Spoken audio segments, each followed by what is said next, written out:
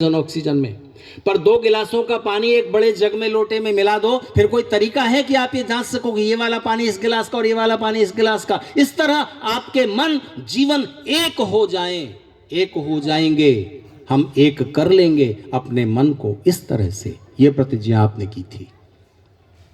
अब सवाल, इस प्रतिज्ञा की रोशनी में बताइए, पति पत्नी में किसका स्टेटस बड़ा है, किसका रुतबा बड़ा है, कौन श्रेष्ठ है?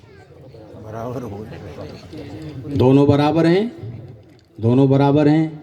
ये उत्तर बिल्कुल गलत है। इस प्रतिज्ञा को समझे बिना ये उत्तर निकल रहा है। ध्यान दीजिए, समाज में और परिवार में स्त्री और पुरुष के अधिकार बराबर है, इक्वलिटी वहां है। आप अपनी बेटी को दूध अगर 1 किलो आया घर में, तो आप बेटे को ज्यादा पिलाओगी कि बेटे को? बेटी को।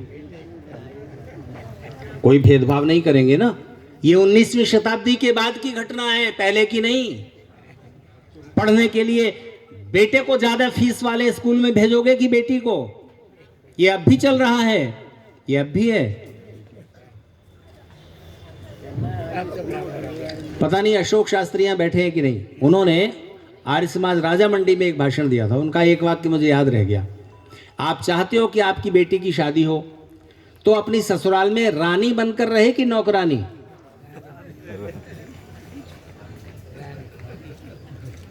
क्या चाहेंगे आप? रानी बनके रहे।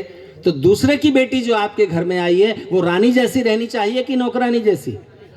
धर्म इसका नाम है। जैसा व्यवहार में अपने साथ किया जाना पसंद नहीं करता, वैसा दूसरों के साथ ना करूं। पर सवाल ये बिल्कुल नहीं है। स्त्री और पुरुष के अधिकार बराबर हैं, और वो भी ऋषि दयानंद की कृपा से प्राप्त हुए 19वीं शताब्दी के बाद भारतीय महिलाओं को।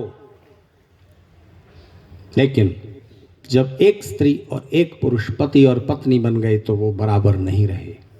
अब बताइए कौन बड़ा है?